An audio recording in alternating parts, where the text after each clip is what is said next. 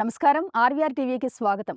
పశ్చిమ బెంగాల్ ముఖ్యమంత్రి మమతా బెనర్జీకి భారత సుప్రీంకోర్టు మొహం వాచిపోయేలా చీవాట్లు పెట్టింది. ముఖ్యమంత్రి స్థాయికి తగిన విధంగా వ్యవహరించలేకపోయారని ఆగ్రహం వ్యక్తం చేసింది. ముఖ్యమంత్రి హోదాలో ఉన్న వ్యక్తి కేంద్ర దర్యాప్తు సంస్థల విధులకు ఆటంకం కలిగించడాన్ని సుప్రీంకోర్టు తప్పుపట్టింది. మమతా బెనర్జీతో పాటు పశ్చిమ బెంగాల్ డీఐజీ, కోల్కతా పోలీస్ కమిషనర్లపై కోర్టు తీవ్ర ఆగ్రహం వ్యక్తం చేసింది. పశ్చిమ బెంగాల్ పోలీసులు ఈడీ అధికారులపై దాఖలు చేసిన ఎఫ్ఐఆర్లపై స్టే విధించింది. తదుపరి విచారణ వరకు వారి జోలికి పోవద్దని హెచ్చరించింది.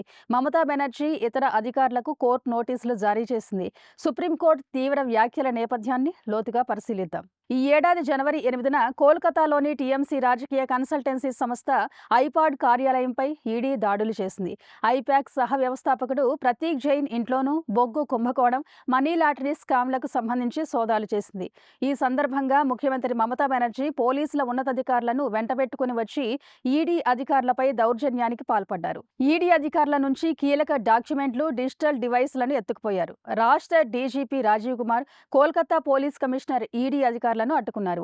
ఆ వెంటనే వారిపై ఎఫ్ఐఆర్లు నమోదు చేశారు. దీనిపై ఈడీ సుప్రీంకోర్టును ఆశ్రయించడంతో మమతా బెనర్జీ వ్యవహార శైలిని న్యాయస్థానం నిలదీసింది.